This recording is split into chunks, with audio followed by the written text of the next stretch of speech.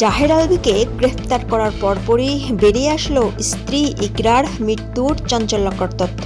হ্যাঁ ভিউয়ার্স, স্ত্রী ইকরার মৃত্যুর কারণ অবশেষে জানা গেল। আপনারা অবগত আছেন, জাহের আলভীকে গ্রেফতার করা হয়েছে।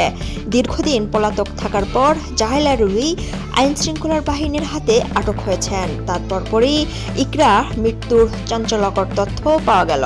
স্ত্রী ইকরার মৃত্যুতে এপার বাংলা থেকে ওপার বাংলা দুই বাংলায় তোলপাড় ছিল।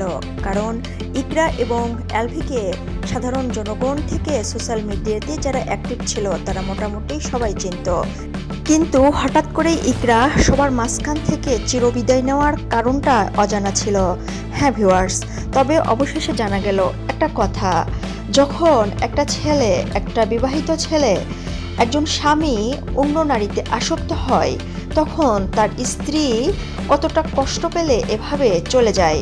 হ্যাঁ ভিউয়ার্স, ইতিমধ্যে যে মেয়েটিকে দেখতে পাচ্ছেন সেই মেয়েটার সাথে আপনারা অবগত আছেন, জাহের আলভীর সোশ্যাল মিডিয়াতে একটা পোস্ট ভাইরাল হয়েছিল। তার হাতে লেখা ছিল মেহেদি রঙে আলভী। ইকরা অনেকটা এটা সহ্য করতে পারেনি। আর হ্যাঁ, এই বিষয় থেকে বলবো, একজন স্ত্রী কখনো এরকম তার স্বামী অন্য মেয়ের সাথে চলাফেরা করছে এটা সহজভাবে মেনে নিতে পারে না। আর ইকরার বিষয়টা একটু আলাদাই ছিল। ছোটবেলা থেকেই তারা একে অপরকে ভালোবাসছিল এবং ভালোবেসে বিয়ে করেছিল। দীর্ঘদিন তাদের যাত্রা ছিল এবং এই কঠিন যাত্রা পার করেছিল দীর্ঘ 14 বছর। তাদের এই 14 বছর বিবাহিত জীবনে তাদের ঘরে একজন পুত্র সন্তান নেমে এসেছিল, কিন্তু এই সুখ আর বেশি দিন সইল না।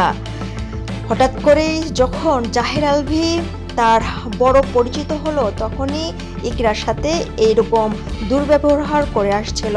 কিন্তু ইকরা অনেক ক্ষেত্রে বাধা দিলে জাহের আলভী সেটাকে সহজভাবে মেনে নিতে পারছিল না। সে বরং বাসায় আসতো না। ইকরা রাতের খাবার নিয়ে ওয়েট করতো জাহের আলভীর জন্য, কিন্তু সে বাসায় আসতো না। শুটিংয়ের নাম করে বিভিন্ন সময় বিভিন্ন জায়গায় রাতের বেলা থাকতো এবং শুটিংয়ের নামে সে বাইরের দেশে লাস্ট পর্যায়ে পাড়ি দিয়েছিল। হ্যাঁ ভিউয়ার্স, আপনাদের এই সম্পর্কে যদি কোনো মতামত থাকে অবশ্যই কমেন্ট বক্সে কমেন্ট করে জানাতে পারেন। আর আপনি যদি এই চ্যানেলে নতুন হয়ে থাকেন অবশ্যই সাবস্ক্রাইব করবেন। আরও হয়তো রিমান্ডে গেলে জাহের আলভীর আরও তথ্য পাওয়া যাবে। একটা স্ত্রী কতটা ভালোবাসলে, কতটা এই সম্পর্ক টিকে থাকলে এভাবে চলে যায়।